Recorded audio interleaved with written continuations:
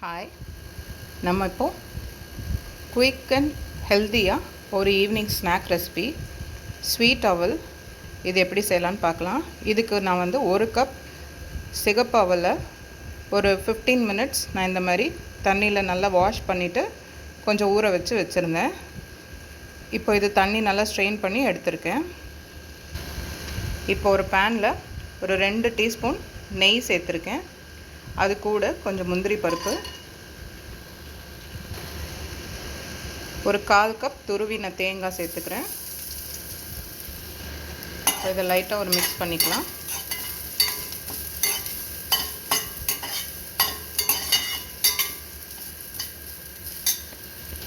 இப்போ இதில் ஒரு 2 சிட்டிகை ஏலக்காய் பவுடர் ஆட் பண்ணிக்கிறேன்.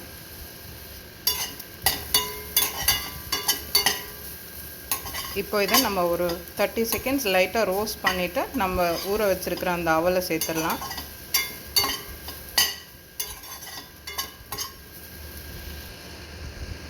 இப்போ நம்ம ஊற வச்சுருக்கிற இந்த அவலை சேர்த்துடலாம். அவல் சேர்த்துட்டு நான் இதில் ஒரு 2-3 டேபிள் ஸ்பூன் நாட்டு சர்க்கரை எடுத்து வச்சுருக்கேன். நம்ம ஸ்வீட்னஸ்க்கு ஏற்ற மாதிரி நம்ம சேர்த்துக்கலாம். இப்போ இது எல்லாத்தையும் குயிக்காக ஒரு மிக்ஸ் பண்ணிக்கலாம்.